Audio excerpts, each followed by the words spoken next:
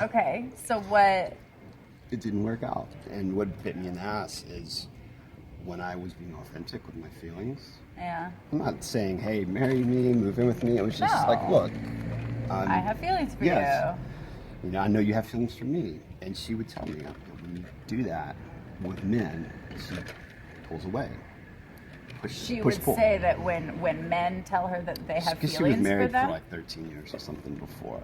Okay. So she told me, yeah, when you tell me, or men tell me they have feelings for me, it makes me want to run. You know, she's like, I'm aware of this, I'm dealing with it. Yeah. In a way, I'm seeing therapists, this and that, but she's like, I'm just being honest with you. So why do you think that was, or did she say, like, was it like a feeling of being trapped, like she'd been trapped in a terrible marriage, or like what was did she explain what the fear was, or you don't really know?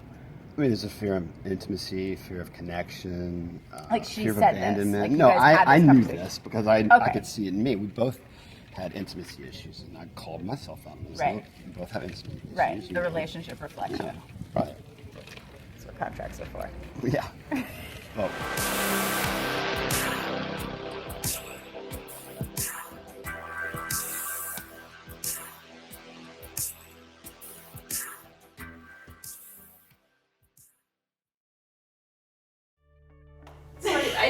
I love all of this. I'm really interested in knowing about you. About me? Yes. Oh, and all of the I want to hear about catastrophic relationships I've had. Yeah, and because conscious relationship is probably different for everybody. It totally is. I mean, what's your? I think it. What's your take on conscious relationship? So, well, my take before I was, I guess I should say more on the path of wanting to learn about myself and wanting to learn about myself through other people. I mean, I was really, really good at picking up. You know, and maybe that's like a self-judgment thing too, because every single person has been a lesson. See, that's conscious in itself. It totally is. Most people in conventional relationships don't think about that. Well, what's the lesson that I can get out of that? Everyone's Laine fingers. and cut off. Laine, Laine I don't want and to be with cut that person anymore. They're a jerk. They're deleted. No Facebook friends. Bye. Yeah. Unconscious relationship. Oh, I would the say blocking from Facebook. Dreaded blocking from Facebook. Defriend, and then next level, block. Defriend and detox. Goodbye. It's kind of like high school a little bit. There we go. No, and I've had my fair share of those, and usually like. For me, I get to a point where like I want to always be able to like have an open communication and kind of relationship, even if like it's not romantic, you know, and like the relationship changed, just like energy, right? The only time that, you know, I'll be honest, and there has been a couple times where I'm just like, you know what, I'm gonna make the decision that I don't want to be in communication with this person for reasons of whatever happened. So anyways, the final nail in the coffin was, I basically said, look, I have feelings for you. Okay. You know, I'm not seeing anyone else. It's not that I'm not interested in seeing anyone else. It's just, I'm not pursuing anyone, you know.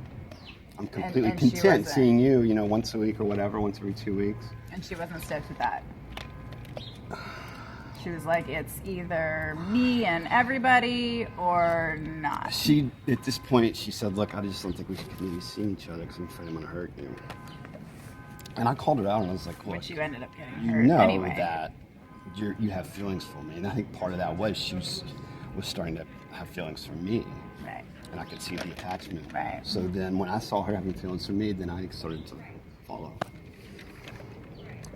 Do you feel like, well, she was being authentic, I think, with having those feelings, but then... She would admit to it. So she wasn't being authentic. I could see it, the way she touched me, the way she looked at me. Right, but she wasn't the connection. communicating that. But she wouldn't verbalize it at all. Right. And how did Absolutely that, like... wouldn't verbalize it. Wouldn't admit to it. But yeah, sometimes I'm just like, you know, okay, I've dealt with my own process on whatever pain and anger, whatever that caused within me, and I'm cool with that now. and I no longer like point the finger and judge and all that stuff, because I think like we do that to a certain extent until we can then ultimately see like, okay, this is how I was in a situation, this is how, you know, each person has their perspective. So we could say part of being in a conscious relationship is taking accountability. Always taking accountability for our what we're bringing. Yeah. Right? I never used to. Well, what am I bringing to the relationship in terms of what am I bringing? Well, I've got a nice body, and I do yoga, and I eat well, and I'm a kind person. But then it gets what's your character? It's also like, what am I bringing? How can I also make this person's life better? How can I make this person grow and evolve? Yeah. And how are we as a unit? Yes. Right. There's been so many.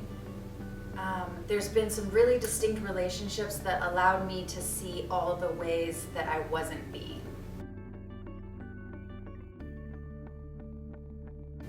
And that was really important for me, because I was like, wow, okay, that got really reflected of like, okay, that needs to shift. And then, should you take on those shifts, then hopefully you don't bring them into the next one. But then there's always something new to learn. Again, there's always these multiple layers of the onion. And so sometimes there's relationships that just show up to not pull back those layers, like not in the most smooth way. And those are gut-wrenching, and yet at the same time, they're the most like profoundly, I thank those like so much, because I'm like, wow, I didn't see those things about myself before, or I didn't see how those dynamics between two people, because then I don't always also believe, like I'm always the first one where I'm like, okay, how did I like create all that? Like I always want to point the finger at myself before I point the finger at the other person. Like that's me trying to take on my responsibility and not wanting to just put it on the other person. But then there's a point where I have to also look at like, okay, this wasn't completely like all me. There's always two sides to everything. And so sometimes, the other side like isn't really like totally healthy, and you're like, okay, maybe I need to create some nice like boundaries with that, and I totally see that, and I don't judge it anymore. But it's like, wow, I learned a solid. Yeah, I think what you're talking about is, thank you. I was solid. I think there's situations where it's okay, like you were saying before, to be able to not have that person in your life. One of those situations is when that individual is portraying themselves as something that they are not. And the story is an entire mask. So you did not have a relationship with a person who was there. Authentic. Yeah. You had a relationship with a mask. So therefore, what are you preserving past that point? Right. And I always ask myself, like, okay, what am I committed to? And so if I'm committed to everything being awesome when it's awesome, but then when things aren't going to be awesome and you're learning about like those dirty parts, because everybody has dirty parts, everybody has baggage, everybody has like the nasty stuff that they don't want anybody to know. Like that's everybody. I don't care. You can be the most spiritual person in the world. It's still a little dirty. And so it's like, how committed are we to, and I don't want to say like, it's not always so much how committed are you to then staying in the relationship when those parts come up, but that's like almost like a byproduct. Because if you run from that situation, then what you're really running from is yourself. So it's more the question of how committed are you to seeing those parts within yourself that the other person's reflecting? How committed are they to staying in the equation, to having the same exact reflection? Because it's gonna be not so rose-colored glasses, rainbows, and Skittles, and like unicorns.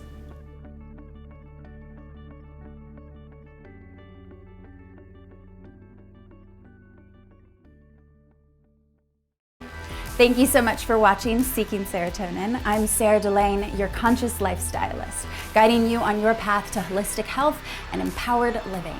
If you've enjoyed watching these videos, please subscribe below, and remember you can visit sovereign-alliance.com for my line of energy tools and fashionable frequency jewelry, or to book a personal one-on-one conscious lifestylist consultation, please visit seekingserotonin.com.